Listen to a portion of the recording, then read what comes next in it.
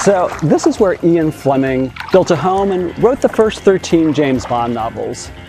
In 1976, Chris Blackwell, who was Bob Marley's manager, bought the property and has turned it into one of the most interesting, most surprising resorts I've ever stayed at.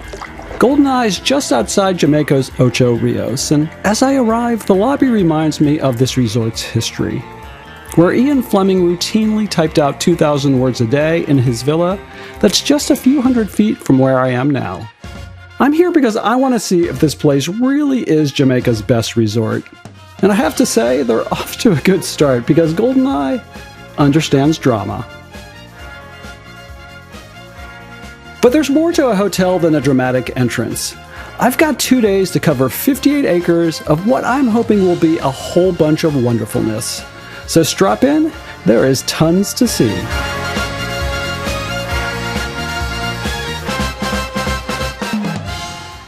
Let's get going by showing you the different room options at this 48 bungalow resort. These beach villas are where I wanted to stay, but I couldn't stomach the room cost. I'll show you later why I'm wrong about these being the best. At the opposite end are these more affordable cottages, dotted around Snorkeler's Cove.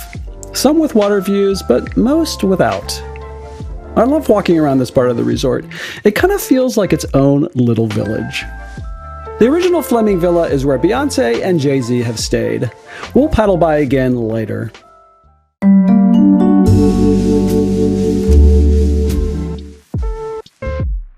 You know, a resort has to be pretty special for me to recommend it, especially at this price point.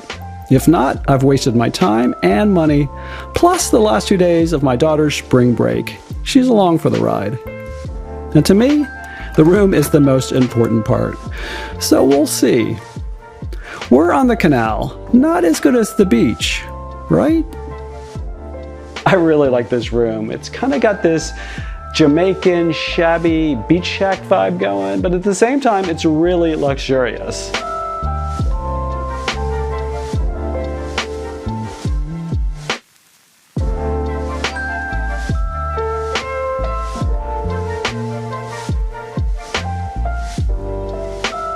The bathroom's huge, and you'll have to make that impossible choice between the beautiful bathtub or outdoor shower. My favorite part is definitely this outdoor living space. I mean, not only is it huge, but the view into the lagoon, it's pretty epic.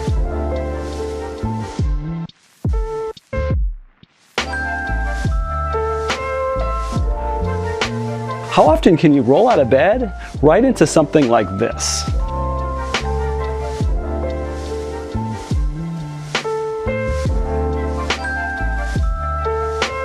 There's a lot more to this room and to being on the canal that I'll show you tomorrow. But it's getting late in the day, and there's a live band at one of the resort's bars that we should go check out. One of the things I love about GoldenEye is how convenient they make it to get lit, with 3 bars to choose from. And this one's my favorite, right on the water with the best dressed crowd I've seen in Jamaica. You probably won't be surprised that because this place is owned by Chris Blackwell, Bob Marley's manager, that they take music seriously here. No cheeseball lounge singers. Instead, the most authentically Jamaican music I experienced during my 3+ weeks on this island.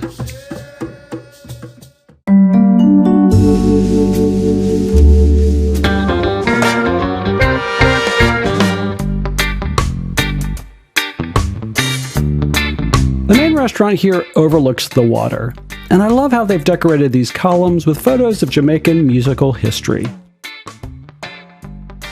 And just like the cocktail bar, there's more really good live music at the main dinner venue too. The food here is excellent, so I'll give them an 8.5 for food.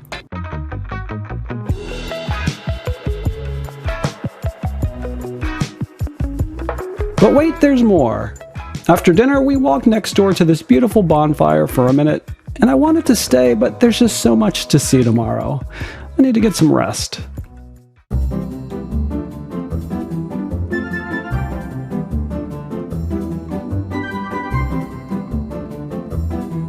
In terms of like how the bed's set up with this mosquito netting. It's awesome. And I've got the doors open, the fan on. It's beautiful. It's just like the right temperature with the fan and the water next to the room. The pillows, yeah, I give them like a 7. This one's not great. And this one, yeah, it's kind of the same. 7 on the pillows, 10 on everything else. Good night.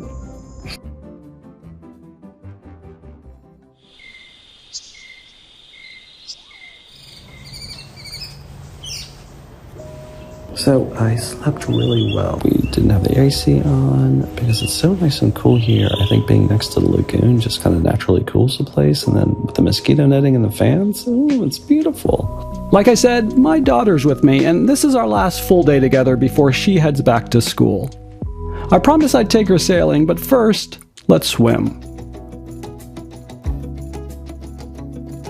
Let's start with all the ways there are to swim here.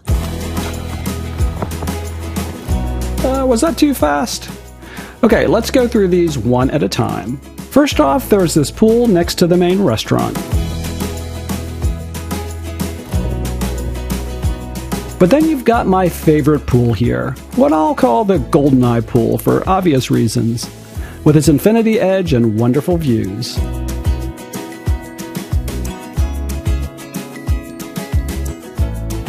Option 3 is this small pool next to Snorkeler's Cove. Prefer saltwater? Then there's the resort's 3 beaches. The smallest at Snorkeler's Cove, which isn't really a beach, but has wonderful views and is by far the most chill. This is the beach you see when you first enter the resort, with its own little island. I can't figure out what the island's for. Maybe just to look pretty, maybe for private events, or just as a place to jump into the water. Anyway, who cares? It's fun. Then there's the largest beach here, which has super mellow waves and is the place to grab a small sailboat or water sports equipment. You know, most resorts try to dress things up, but this beach shack restaurant feels more like something you'd see on the roadside in Jamaica. And I mean that in a good way. This place reflects the laid-back, authentic Jamaica, serving local favorites like jerk and curry goat.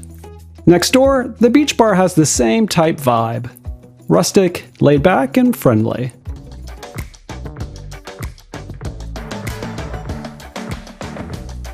After fueling up, it's time to set sail, and GoldenEye has us covered.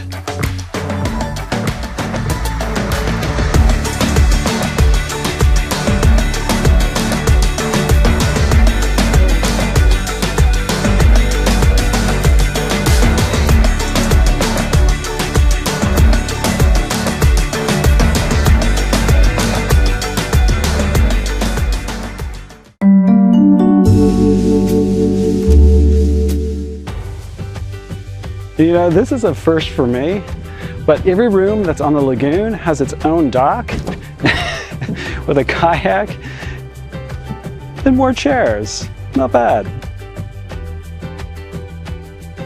I know I said in the beginning that I wanted to stay on the beach, but I was wrong. This is what makes the resort special. Staying on the canal, being able to jump into your own kayak, and exploring this little water village.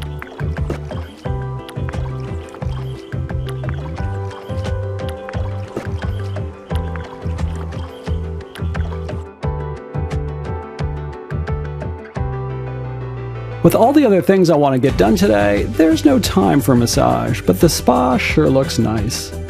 After dropping into the spa, I kayaked under the bridge and out to the open water, from where you can see the Ian Fleming Villa. But that's as close as I could get. After the kayak workout, I think it's time to cool off.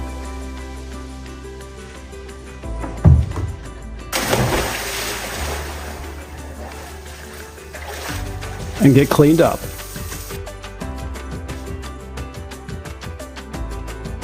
And by the way, even the kayakers here are well dressed.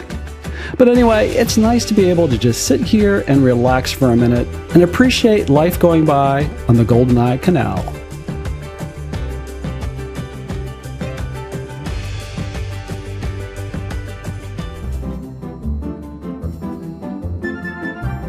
I'm sure you can tell that I love GoldenEye, but at this price point, it's fair to point out a couple of issues you should know about. Like almost everywhere in Jamaica, the resort's sandwiched between the ring road and the beach, so you'll hear some traffic at times. And if you love a great beach, then this place may not be right for you. Otherwise, our stay was close to perfect. So, is this really Jamaica's best resort? No.